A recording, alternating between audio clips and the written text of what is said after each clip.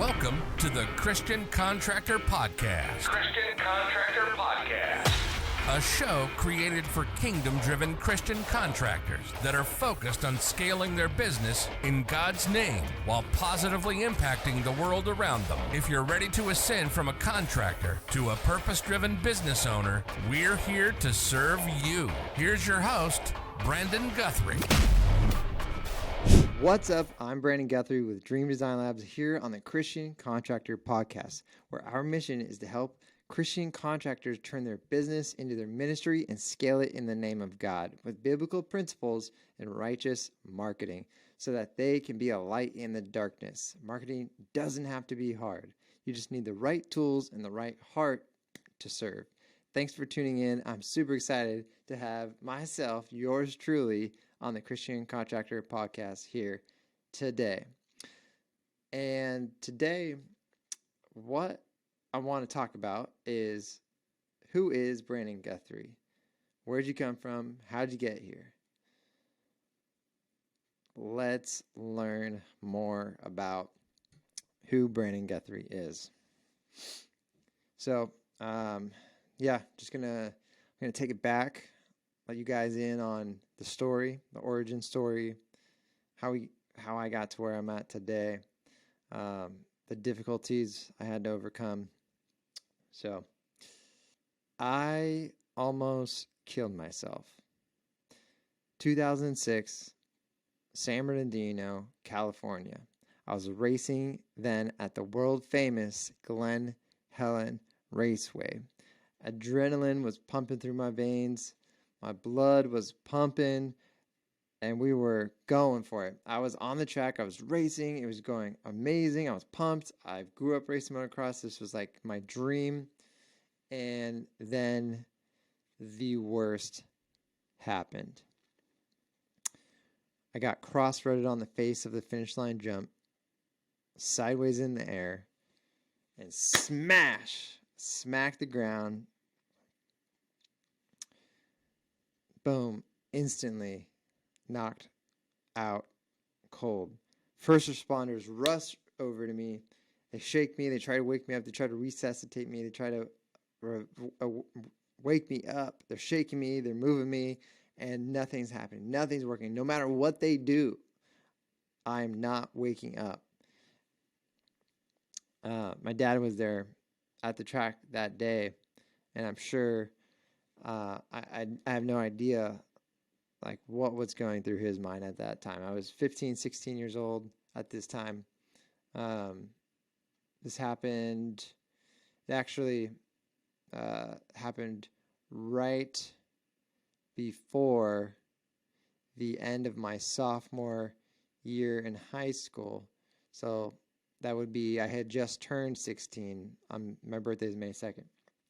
And so, unresponsive, motionless, lifeless. So, they call in the helicopter. They helicopter me out of the racetrack. A helicopter. They helicopter me to the nearest hospital, rush me, because they know if they don't get me to a hospital quick, something bad is going to happen. Get to the hospital. I had then shoulder-length hair. They shaved my hair. They drilled a hole into my skull and put a tube in my head. I woke up 2 weeks later in the hospital. I don't remember anything in between. People always ask me, did you see the light? It was like one of those situations where you go to sleep and you just wake up. I'm in the hospital. And something's wrong. My body's not working the way it's supposed to be working. I had to learn how to walk again. Learn how to write again. Learn how to have my body speak to my mind again. And leading up to this time, up to this moment, I had dreams of being a professional racer. I grew up racing motocross. I grew up on a dirt bike, riding dirt bikes, and simultaneously, I was also into design, and I had just started my business prior to this, and I had aspirations to be a business owner. And now I woke up in the hospital, not being able to walk, not be able to write, not being able to use my body properly. And now I was just thinking about how I would be lucky if I would just be a normal kid again. So I'm in the hospital now. I actually remember it was the end of the school year, so I remember actually people, friends of mine from high school, coming in and bringing in their yearbooks for me to sign the yearbooks. I kid you not, and I still have the signatures on people's yearbooks. I tried signing my name, couldn't do it. So now, welcome home, Brandon. Your new home your new residence is the hospital. So I literally am doing physical therapy to learn how to throw a basketball into like a kiddie hoop. I'm 15, 16, you're already like pretty much your height as an adult. And I had this little kiddie hoop, and then, okay, throw this basketball into this kiddie hoop, and from like 3-4 feet away. And I'm still this arrogant kid, maybe. I'm all damaged and beat up, but right. I'm like, oh, come on, this is embarrassing. And I try to throw the ball, and it literally would not go to the little kiddie hoop. And that's when I knew. I was like, oh snap, I'm worse than I thought. I need to humble myself here. So I'm in the hospital, waking up. I remember the only joy I had to look forward to was I literally remember tapioca pudding. That's all I had to hang on to. I was waking up day in, day out in the hospital. 1 day, 2 day, 3 days, 1 week, 2 weeks, 3 weeks, 4 weeks. And I ended up turning into 2 months straight in the hospital, trying to just literally bring myself up to be able to function again. I remember this is one of the most humiliating ones, was they put like a leash on me, and they took me out into the parking lot, and they're like, okay, see if you can run. So they got this like waistband leash they're holding me by, and they're like, okay, let's see if you can do it. Yeah, it was humiliating, embarrassing. I was like, no, can we do this somewhere it's not in the public? It was like right by Beach Boulevard, big old parking lot outside the hospital. It's like, no, please no. So 2 months go by. They release me from the hospital, and they say, hey, Brandon, you have to be on house arrest because you are at your high likelihood of having a seizure. So then I'm on house arrest for a month.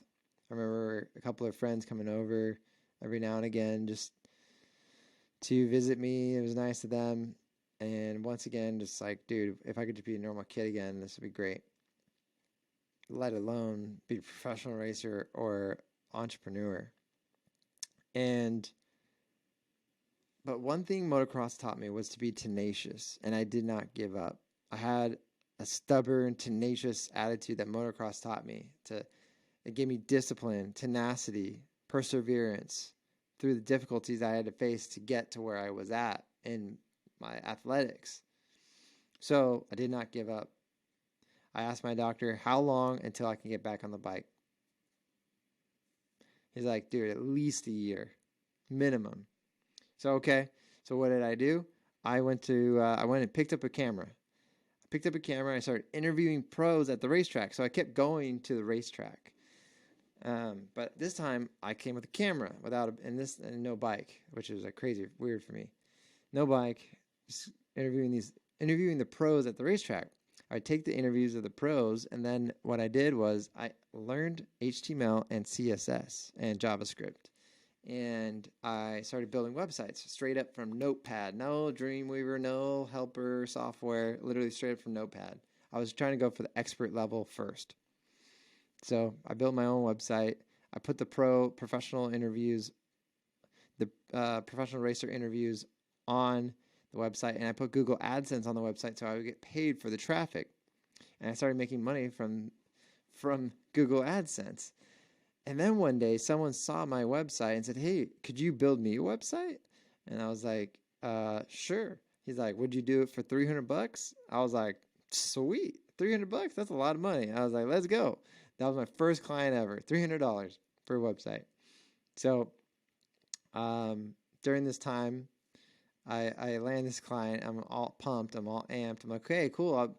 I really, before this, I was already into design. I was an expert in Photoshop and Illustrator. And now I was an expert in HTML, CSS, JavaScript. And I was like, I had videographer skills and abilities, audio, video, all that good stuff. And so yeah, I got that going, and little by little, so I started having these skills, videographer skills, website skills, graphic design skills, and I ended up getting myself into graphic design jobs and at a print shop. I remember Monster Image in Huntington Beach, California. What's up? Shout out to Scotty. He hired me. He was like, graphic designer for $11 an hour. He's like, yeah. Oh my gosh. And then slowly but surely climbed the ladder. And then in 2014, I was working as marketing manager at a national barbecue brand. And I had been running my business on the side, building websites and doing graphic design and doing websites and even some video stuff. So, and eventually my revenue for my business equaled the same as my salary at this company. So I decided to go all in on my business. I quit my day job. I went all in my business, and all at once, I quit my day job. I went all in my business.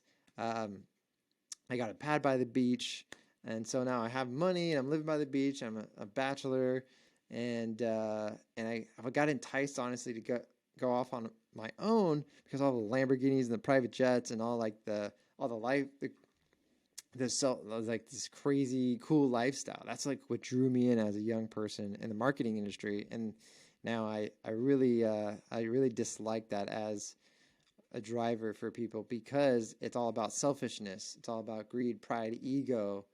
And that's what I was into it for. And so I quit my day job, all in my business, and I made it all about living my good life. And that's where I first went wrong. I made it all about myself and not serving others.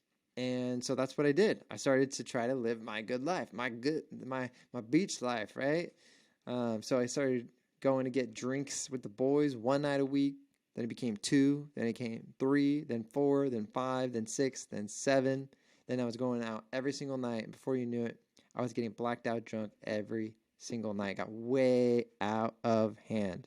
Trying to live this like cool guy life, right? Well, I started showing up to client meetings, literally probably still intoxicated, falling asleep at the meeting table, like almost falling asleep, nodding my head off to like a new client. So the thing is I was like out of my mind. So I didn't even, it's like when you're living that way, you almost don't care. I was like losing clients, losing my revenue, losing my income, and losing my business. And I didn't care because I was getting fulfillment from alcohol and partying and stuff like that. And then, inevitably one thing led to the next. And then, bam, eviction notice on my door. I got evicted from my awesome beach pad. And it still didn't really hit me. And then after that, it really hit me as soon as I started to actually pack the boxes, started actually getting in the moving truck. And then I was truly faced with the pain, humiliation, and embarrassment of having to move back into my parents' spare bedroom. Humiliating. And once I finally move in, I sit down. I'm setting down my boxes. I'm sitting on my mattress. I'm looking up at the ceiling, and I'm thinking, how the heck did I get here? What happened? And then I had a sobering moment, and I knew right then and there I needed to do two things. It hit me like a freight train. One, I had gotten off the path that God had for me, plans to prosper me. And two, I needed to learn how to market myself out of this hole that I had got myself into. So I hit the ground running, full speed ahead, getting my life back on track, building my relationship back with God, getting back into scripture, being intentional, and adding, and then on top of that, just going hard 7 days a week, 18 hours a day, losing sleep, barely eating, losing all my muscle mass, losing all my weight, skin pale as paper, losing my hair, because I was just grinding 7 days a week, 18 hours a day, no joke, losing sleep over this like crazy. I mean, like a madman, like a mad scientist. I'm in this hole. I need to get out of this hole. And the way that I think I'm going to be able to get out of this hole is if I grind, right? So I take every mentor out I know to lunch. I watch every YouTube video that I can. I go on this. I try to get every course that I can get my hands on. Now, God does not honor this because I feel like I cheated by going to this website that basically shares online courses for like I don't know, $20 to $50 a month. They'll give you access to these, to like, hey, we bought courses. We do group buys. They pitch in, you buy courses together. I'm sure that that mindset set me back. And you know, we're all growing. We're never perfect. We're never like done being worked on. But I grinded. I scraped the face of the planet to get any information I could to learn how to market myself out of this hole. And I tried and I failed and I tried and I failed and I tried and I failed time and time and time again. And there was no light at the end of the tunnel, but I kept going. I remember I started to jog. I started to listen to YouTube motivational videos. You know, right? You're getting some Les Brown in there, and all the awesome motivation you hear from Tony Robbins and all those guys that are in on those videos on that YouTube search. And dude, I just grinded. I pushed, and I failed, and I just kept going, kept trying, kept failing, and I decided. I committed to myself right then and there during that time period that I was going to do this or I was going to die trying. No option. And fast forward to 2020, we landed our first 2 Comma Club award. And that came from trying and failing, and not giving up when everyone else is giving up. You put your head down, do the dark work, and get it done. That's what I told myself. And it paid off. 2021, I landed a 2 Comma X Club Award, and now 2022, a second 2 Comma Club Award. And next year, we're on pace for another 2 Comma X and a 2CC Award, which is $25 million award. And even more than all the revenue and the accolades we've been able to achieve through this journey is the person that I was forced to become through the pressure. Diamonds are created through pressure. And then the next question is, how do we do it? So to answer that question, I want to give 3 mindset tips and 3 tactical tips. Number 1 on mindset is flip the script on being selfish to being selfless. As soon as I started making about serving everyone else but myself, everything started to work. It's almost like we were designed that way. It's almost, how funny. Number 2 is know who you are for. Know who you were created for.